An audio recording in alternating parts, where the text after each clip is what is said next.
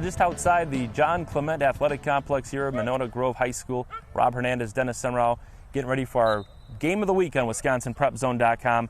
Monona Grove at Fort Atkinson Friday night. Dennis, both teams picked to finish 1-2 in the conference. MG, obviously, the front runner, having won 3 conference titles in a row. But Fort Atkinson, talking to Coach Mike Stassi, he really believes that the Blackhawks have the personnel that could give this Monona Grove team a good battle Friday night. Yeah, this could be a track meet, definitely. Skill position-wise, Fort Atkinson brings back a great, last week they had a 100-yard rusher and a receiver.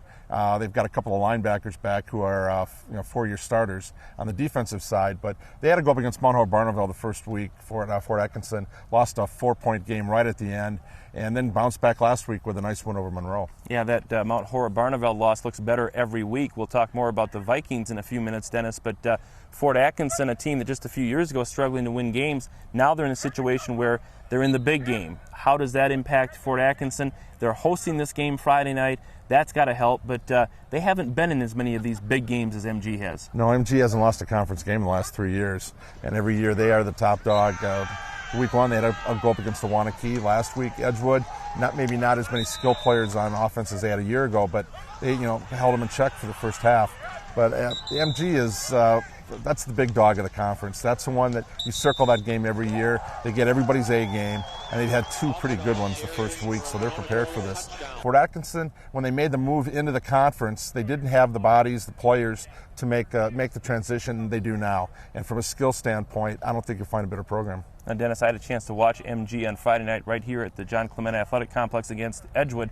Slow starts again. First half, only up 14-7, but then MG pulled away. I was really impressed at the option offense led by Brett Piercy. He can run the football pretty effectively. He can throw the football.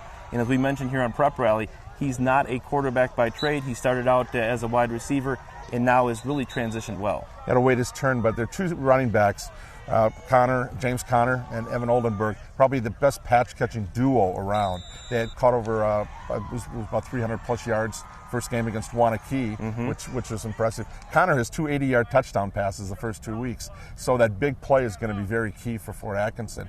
But again, what was impressive, and you hit on it in your story with Monona Grove, is when they're in their zone, they're taking time off the clock, they run the ball well, and they put it in the end zone, get a stop, and then dominate. By the time they're done with the third quarter, that defense is gassed on the other side, and that's what happened to Edgewood. Of course, they have Jaden Galt. As I was tweeting on Friday night, someone asked me, what did I think of Jaden Galt? How did he look? And Dennis, I had one word, big. He's big, and he's a big reason why Monona Grove is the favorite here in the Southern Badger Conference. Obviously, they'll be tested Friday night at Fort Atkinson. Dennis, a couple other big games. Let's stay in the Badger Conference. We talked about Mount Horeb-Barneville. Convincing wins, both over Fort Atkinson and then last week over Milton. Now they step into conference play for the first time. They've got a DeForest team coming off the loss to Wanakee. Obviously, Mount Horeb-Barneville looking towards that Week 9 game with Wanakee, but you can't look past DeForest.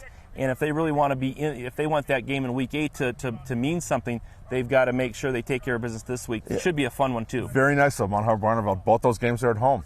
DeForest and then Wanakee, and there's something to be said for that. And that last one will be senior night, so we'll see what happens there. But I think Mount Horeb-Barneville will be tested against DeForest. Their defense has been very good so far. Shut out Edgewood, almost shut out Wanakee for a half.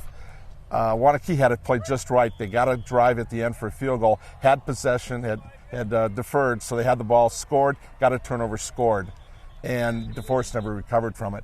But that's a learning game for them to play Week 2. They don't worry about it. They know this week if they want to still shot at the conference title, they're going to have to beat Mount Horeb, and hope Mount Horeb will reciprocate down the road. Still a week out yet from the Capital Conference beginning conference play, so let's go to the Big 8 Conference for our third and final big game this week here on Prep Rally. And Dennis, how about this? The Bert Hobley clipboard game is our big game. Madison West, Madison Memorial, both 2-0 after the first 2 weeks of the season. A positioning game, sure, but, city pride at stake, a rivalry game, and a chance to be in the race with Sun Prairie and Middleton after this week. This is huge. Yeah, who's the home team? They both play there. That's right. They both play there. That's a trick question. I'm guessing Wes is the technical host, but it's both at Mansfield. They call home.